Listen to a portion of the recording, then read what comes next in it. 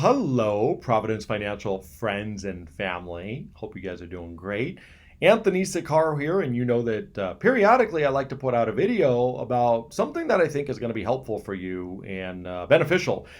And I want to spend this video talking about 3 reasons to invest for income. Now, most of you are going to be familiar with reasons 1 and 2, but you're probably not going to be that familiar with reason number 3.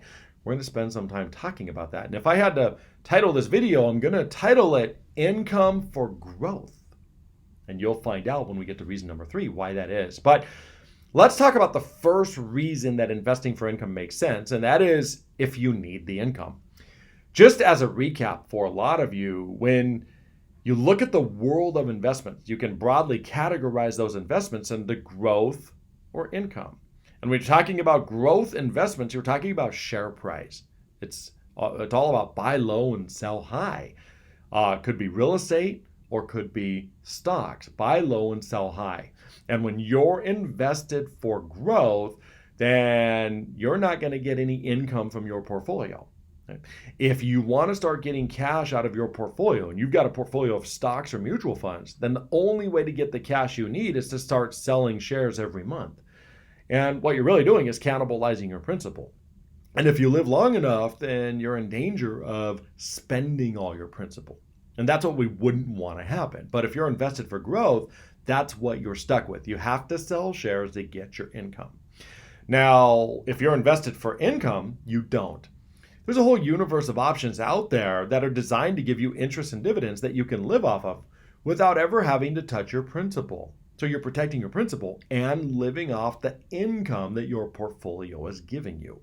Now, your portfolio is still going to fluctuate, but the income is going to remain the same, going to remain very consistent regardless of the fluctuation. And if you don't have to sell any shares, then the fluctuation doesn't matter at all. It doesn't affect you at all.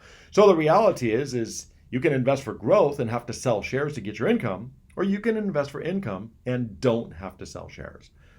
Now, law school taught me how to take a whole bunch of simple stuff and make it really complicated. But this is a pretty simple choice. You can sell shares to get your income, or you can protect your principal and still get your income. It's the difference between eating the chicken and eating the eggs. I'll let you ponder on that one for a minute. But the bottom line is the first reason to invest for income is because you need the income and you want to live off the income. The second reason that income investing makes sense is because you want to be more conservative with your portfolio. There's a lot of you out there that are watching this video that have a lot of money in stocks and mutual funds, and you're worried. You know that the market's gone straight up. You know that nothing goes up forever. You know that eventually there's got to be a correction or a crash. And maybe you even heard some of the dire predictions that are out there about what the stock market's going to do next. But you don't want to sell because where are you going to go? You put all your money in the bank, earn nothing? No. But a lot of our clients have taken some of the chips off the table and put that money in income producing investments that are going to give them 4 or 5%. Yeah, it's not going to make them rich. They're not going to get the 20 or 30% returns that they would get if they were in the market. But guess what? They're not going to go broke either. So that 4 or 5%, on $1 million could be $40,000 or $50,000 a year that they could spend without ever having to touch their principal. And yet, if they don't need it, then what they can do is they can take it and invest it, get $40,000, $50,000 a year until a better time, maybe to get back in the stock market. So they've taken some chips off the table, invested for income, and getting their interest and dividends, waiting for a better time. So the second reason that income investing makes sense is if you want to just be more conservative, but you don't want to put all your money in the bank. Okay? The third reason that income investing often makes sense is because you want to grow your portfolio. And I call this income for growth. And let me explain. When you look at stocks, you can take stocks and divide them up into income producing stocks or growth stocks.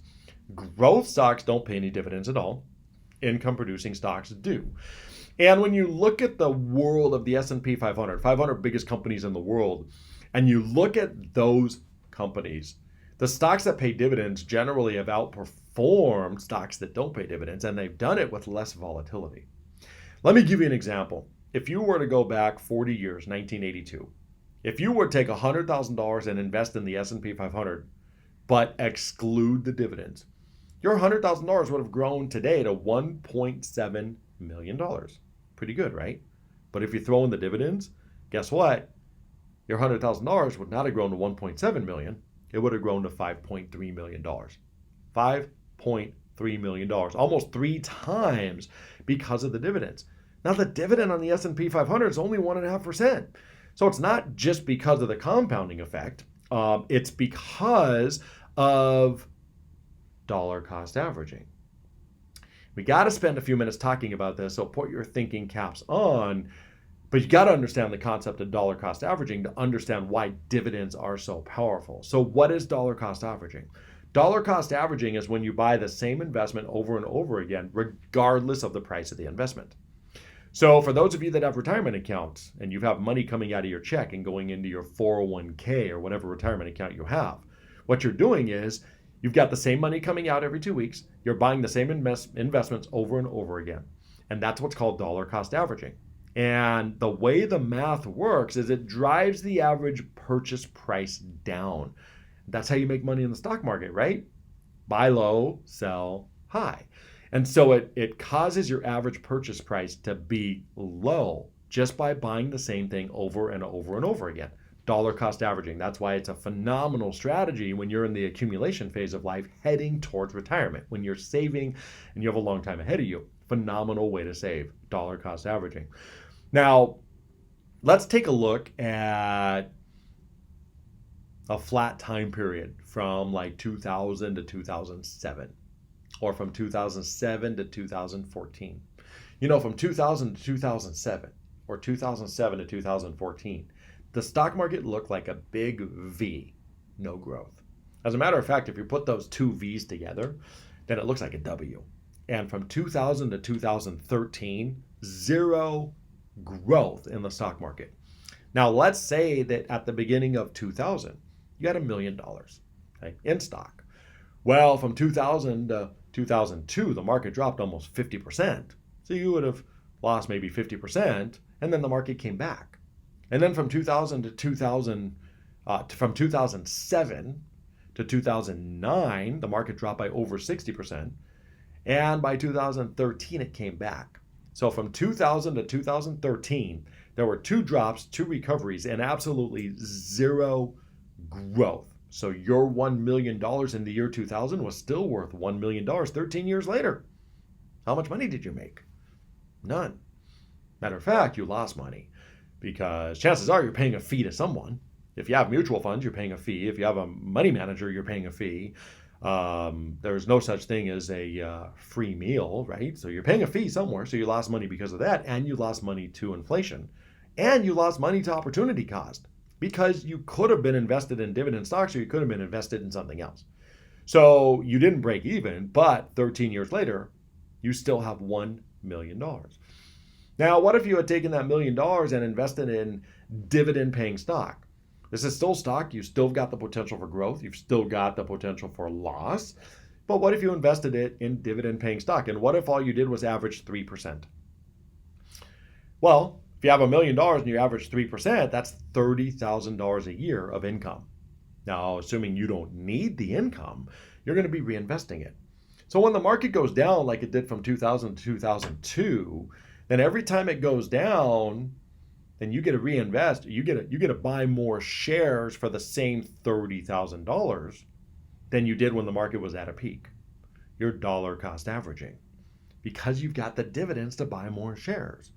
When the market is down by 50% like it was in 2002, you get to buy twice as many shares in 2002 as you did in 2000 because the price was half as much.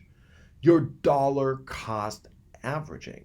So now what happens is every year the market goes down and then it comes back and then it goes down and then it comes back again because you've got the dividends. You're dollar cost averaging just like you were when you were still working, when you were putting your money in your retirement account, or if you're still working now, just like you are now. And the dividends is almost like the free matching that you used to get from your employer. For those of you that were lucky enough to be in that position. So now you get the dividends and you're dollar cost averaging over 13 years. So do you realize that if you would have had your portfolio in dividend paying stock from 2000 to 2013 and all you did was take $1 million and get 3% dividends on that $1 million over 13 years, you know what your portfolio would have grown to just because of the dividend? Almost $1.5 million. The number actually works out to be $1,468,000 over that 13-year period that otherwise your portfolio would have been dead flat. So, income for growth.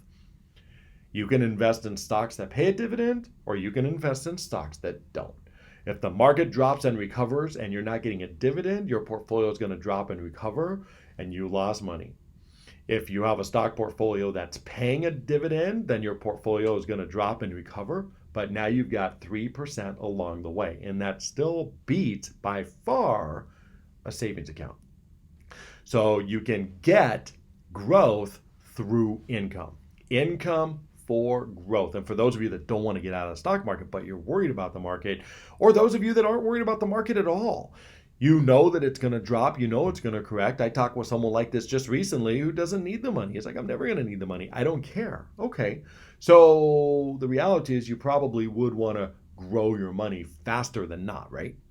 And that's exactly what investing in income for growth does, is allows you to grow your money faster, and it's generally less volatile.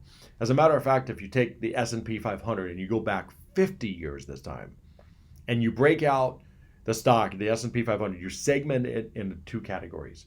You segment it into stocks that pay dividends and stocks that do not. The stocks that do not pay dividends over the last 50 years have averaged 8.4%. 8.4%. The stocks that paid dividends over the last 50 years averaged 12.9%. 50% more. But here's the kicker. They did it with 1/3 less risk. 1/3 less volatility.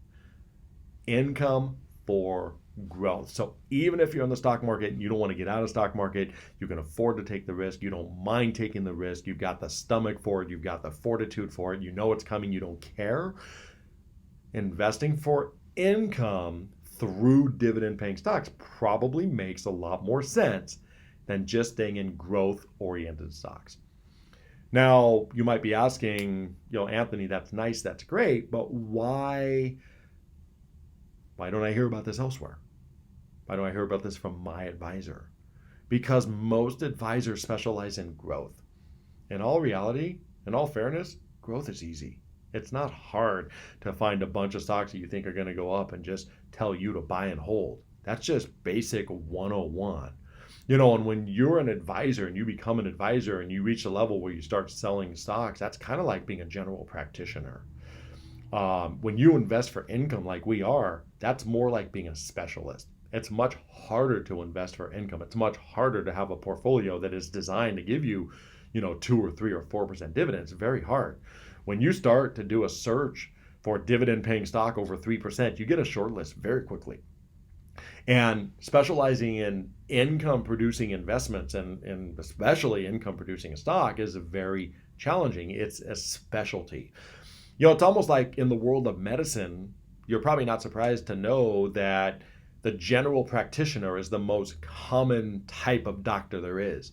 And that's because it's entry level. And there's a lot of doctors that become a general practitioner, and that's where they stop. They're just not going to read another book. They're not going to take another class.